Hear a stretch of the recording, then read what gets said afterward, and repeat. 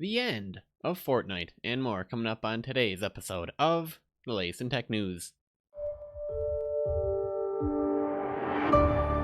Hey Gadget here, you're just in time for the latest episode of the world's only 3-in-1 show on tech, gadget, and gaming news. That's right, this is the latest in tech news. My name is Taylor American. If you're new here, hit that subscribe button right now so that you don't miss out on the latest. And if you've been listening for a while, I'd highly encourage you to share this episode with a friend. It's the only way this show grows, and I can continue providing quality content to those of you who are interested in keeping up with latest.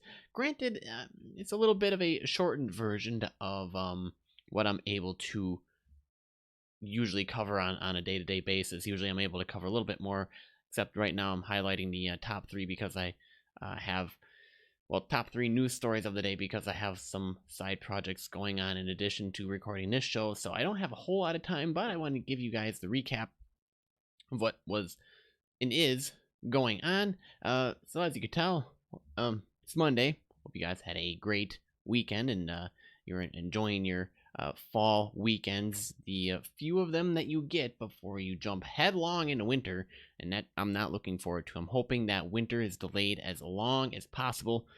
But yeah, today's show will be taking a look at Fortnite. Apparently got sucked up into a black hole, and that's all that we see right now. We'll be getting into more of that in just a little bit. We'll also be taking a look at Microsoft's XCloud game streaming preview is now live. You should really just call an alpha test. And we should be taking a look at the Razer Blade Pro 17 for esports and why this might be a gaming laptop of choice, especially for esports fanatics and streamers. So we won't have any today in tech history or tech trivia or anything. You want to know why? Because I figure, why not jump headlong into the juicy goodness of the news? I mean, okay. Ow. I just bumped the mic at this point. If you're watching the video, you would have seen me punch the microphone on accident, deliberately on purpose, to, I don't know, make this point more poignant. Get it? Do you guys like the Today in Tech History? If you do, let me know down in the comments or on Twitter at TechNewsGadget. I want to know if you guys like the extra work that I put into making the show what it is, or if you like just jumping straight into the tech articles, or maybe, I don't know, I'd love to have a discussion around this, but let me know what your feedback is. With that being said, let's hop on over to today's feature story. And today is, by the way, October 14th, 2019, and if you guys are interested in articles covered on today's show, head on over to TechNewsGadget.net. Well, the end has come for Fortnite. Thank goodness. Literally, I like everybody, like half the world's probably rejoicing today, saying, "Hey, no, the kids can't play Fortnite. All the servers are down." Except probably most of them don't even know or are aware of it, except for the kids who are wanting to play Fortnite but can't because it's been taken down. You see, Fortnite got sucked into a black hole. The end was announced. That's all you see anywhere on Twitter. When you're going to Fortnite.com, if you try to log into the servers, you just literally get sucked into a black hole. And as I'm recording this right now, let's double check. Fortnite.com is indeed this black hole. This is all anyone's ever seen for probably like about a day now. Some eagle-eyed individuals have been able to get some numbers for like coordinates or something, possibly IP address for something. I don't know. It like fades in and out really quickly out of the black. You can discern numbers and stuff if you have a sharp eye. But yeah, well, after a delay of a week, Fortnite Season 10 finished up Sunday with the end event that would have introduced Season 11, but the end turned out to be more literal than anyone could have imagined. The game was no longer playable after the event started. An explosive season-ending moment caused the destruction of the island and apparently the game itself, and it's not playable at the time of writing. This is what we like to call in the game dev world of a hard reset. Everything's down. deliberately. It looks like Fortnite has ended for now. Interestingly enough, a leak from data miner Skin Tracker.com made the first big reveal of what's next for the series, including its new name, Fortnite Chapter 2, Season 1. Interesting naming system. But I'm not actually going to be playing this video, you see. Don't want to get in trouble here. I'm looking really white. I mean, come on. I need to change this light really quick. That might be why I'm getting only a little bit better. I don't know what's going on with these weird spotlights, but yeah. If you are interested in watching the trailer, it's only about like 30 seconds recap of actually what might be coming in Fortnite Chapter 2 Season 1. Interestingly enough, it starts off with one of the additions shown in the App Store leak from Friday, namely boats. Players will be able to travel around the island, which appears to have changed on water, and can shoot other players in their boats. But we do have some screenshots from the video that you can take a look at right here. There also appears to be another way to level up and unlock via medals. Players could improve climbing tiers by gathering, for crying out loud, you guys need to edit this article, could climb tiers by gathering materials along with the normal combat experience points received throughout the match, so you could get a scavenger medal, survival medal, things like that. For those wanting to relax in the game, fishing, oddly enough, seems to be available. This could be an emote or a toy, which are special in-game actions. Another shot in the leak trailer shows a player diving into a river. This could mean that players can now swim instead of walking slowly through the water. Interesting. And also seen in trailers, one player jumping out of a trash bin. It doesn't appear that this is an item to wear like the bush disguise. It just jumps right out of the garbage bin and starts shooting players. Then, at the end of the trailer, a new action is available to help teammates. A character is shown carrying their downed teammate around. This could be a way to grab a teammate who is about to die and carry them to a safer spot before reviving them, possibly? Interesting. This will change the meaning of being carried by your team, ideally. A handful of tweets that featured the leaked video have been removed and now show a message of their deletion that could be due to copyright issues, but it appears Epic walked back on the removal of some posts and is allowing data miners to post the trailer. I mean, guys, they found it already. You guys can't keep it a secret forever, but yeah. In case you haven't been around the Fortnite world long enough or trying to kind of wrap your head around this whole season-like structure of content with Fortnite, they do go on to explain Fortnite has seasons. Each season is split into 10 weeks and culminates in a finale. And then it just kind of recaps some of the season events in Season 4, Season 10, things like that. But interestingly enough, on the Fortnite Twitter account, Epic Games has deleted all of the more than 12,000 tweets on the Fortnite Twitter account, aside from the link to the stream of the black hole.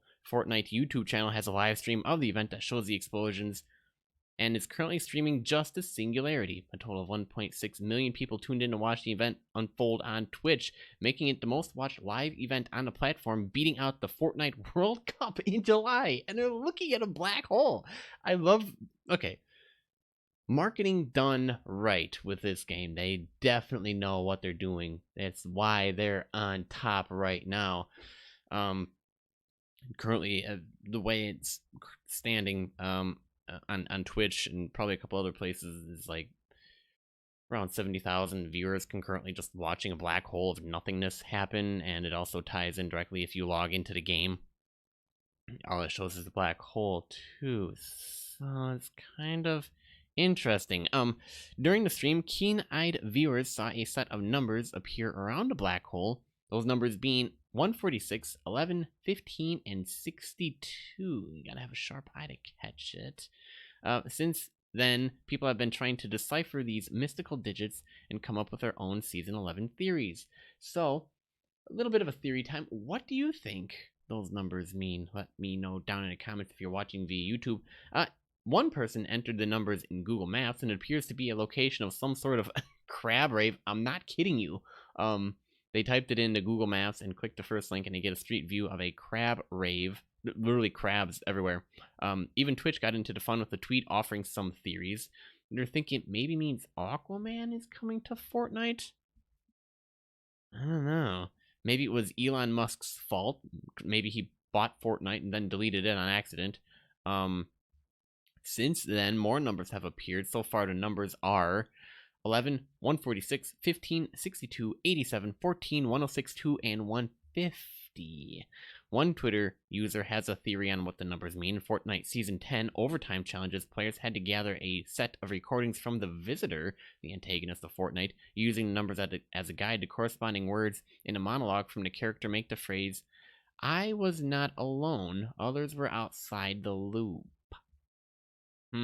Story for Fortnite Season 10 is that the island is in a time loop and the visitor is one of several entities trying to stop it. Maybe. Another data miner reviewed it, and maybe the hitting meaning of the numbers is, I was not alone, others were outside the loop. This was not calculated. The moment is now inevitable. A moment I was not alone. Interesting. But we might just have to wait to find out, because currently everybody's still stuck in a loop of what is going on. But yeah, let me know your thoughts, your comments, ideas down in the comment section via YouTube or on Twitter at TechNewsGadget. All right, moving on to our next article. If you guys are interested, yes, we do have a YouTube video of today's show up and available over at youtube.com/TechNewsGadget. Microsoft's XCloud game streaming preview is now live, available in the US, UK, and Korea initially. So it is launching today for Xbox users in those countries. The software giant has started inviting people to participate in the beta, with game streaming limited to Gears 5, Halo 5, Killer Instinct, and Sea of Thieves during the initial preview phase. I like how they sum this up. It's like, guys, can we just call this an alpha? Public preview is a critical phase in our multi-year ambition to deliver game streaming globally at the scale and quality of experience that the gaming community deserves and expects. According to Microsoft's cloud gaming chief, it's time to put Project xCloud to the test in a broader capacity with a wide range of gamers, devices, network environments, and real-world use case scenarios. Except, interestingly enough, Google Stadia is coming out in a mere, probably weeks. Now, they might just get beat to the punch by Google. We'll find out. Testers got a chance to sign up last month, and you'll need an Android phone or tablet running Android 6.0 or above with Bluetooth 4.0 support, a Microsoft account, and a Bluetooth-enabled Xbox One controller to use Project xCloud. Microsoft is planning to expand the content catalog for its xCloud preview over time, so initially those games, depending on how they work and if they're able to get a solid test down for that, then it can obviously expand the games, which is fine. Microsoft has also formed a 5G partnership with SK Telecom in South Korea. If that name sounds familiar, it's because, yes, they are the owners of SKT. The top dog contender for the World Championship title in League of Legends. Anyways, technical partnerships with T-Mobile in the US and Vodafone in the UK to optimize xCloud for mobile networks. Mobile networks are an important part of global connectivity today, so we'll work hard to ensure that gamers have a great experience, and Project xCloud is optimized for the widest range of network configurations possible. Microsoft is rolling out invites to xCloud today, so check your inbox for more details if you signed up for the beta, or actually, if you're interested, you could probably put your name in.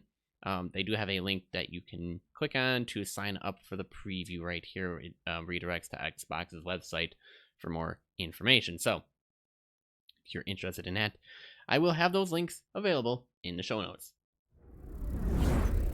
And moving on to some gadget news. I know, like me, you love drooling over the latest gadgets, especially gaming gadgets available, and this one is Razer's Blade Pro 17 for esports. For those of you interested, it has a 240 hertz display, already a big name in the gaming laptop market thanks to its sizable yet portable form factor. Razer has announced that they're going to be expanding the range of their flagship Blade Pro 17 laptop even further with another new display option. with an eye towards esports gamers who are particularly keen on refresh rates and input latency, and if that's you, you might want to listen up. Razer is now offering the Blade Pro 17 with 240 Hz Full HD display. Hitting and maintaining a frame rate of 240 FPS requires a lot of graphics horsepower, and Razer is no stranger to that. They are only offering its 240 Hz display option for Blade Pro 17s equipped with NVIDIA's GeForce RTX 2070 Max-Q or the GeForce RTX 2080 Max-Q GPUs. Meanwhile, other key components remained intact from other Blade Pro 17 models with a full HD LCD. The notebook still uses Intel's 6-core i7-9750H processor that you can have between 2.6 and 4.5 gigahertz, accompanied by 16 gigs of DDR4 memory that you can upgrade to 64 gigs of DDR4, as well as a 512 gigabyte PCIe 3.0 SSD that you can expand to 2 terabytes hard drive. Unfortunately, Razer only ships a 1 terabyte SSD with its 4K Blade Pro 17 model for now. There's a couple more pictures as well if you're interested. Past that, the 240 Hz of version of the Blade Pro 17 is identical to its siblings, right down to the 70.5 watt battery and 2.75 kilograms weight. Unfortunately, Razer doesn't provide detailed battery life estimates of.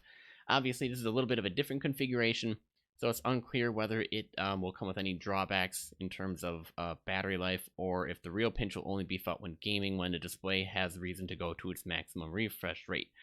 For those of you interested, they do have more specs, including CPU, graphics, storage, Wi-Fi information, general ports available, dimensions, weight, which obviously will come in around 6 pounds. It's a gaming laptop, and price ranging from $2,500 US to $3,700 US. If you are interested, they are now available to order in the US. The model equipped with NVIDIA's GeForce RTX 2070 Max-Q retails for around $2,800, while the version with NVIDIA's GeForce RTX 2080 Max-Q starts at $3,200. These happen to be roughly the same prices as the original 144 Hz models, and as a result, Razer, if you're interested in catching a little bit of a sale here, has discounted prices on the 144 Hz Blade Pro 17 laptops by about $300. So if you're looking for a little bit of a savings, you're looking like the best option you're going to get at this point. But for those of you who wanted that 244 sweet refresh rate, well, you finally now have your option. And with that, that wraps up this episode of the Latest in Tech News. Thanks for tuning in. New episodes every weekday. The Latest in Tech News can be found on every major platform, including Apple, Spotify, Google, YouTube, Stitcher, Overcast, and more. Now, if you enjoyed this episode, be sure to let us know by clicking that like button and by leaving a comment if you're watching via YouTube. Also, double check that you are subscribed so that you don't miss the latest episode. And if you're a long-time listener, I'd encourage you to share this episode with your friend. I'm your host, Taylor Merrick, and remember, for the latest in tech, gadget, and gaming news, visit TechNewsGadget.net. Pretty much keep being awesome, guys, and I'll see you on the flip side.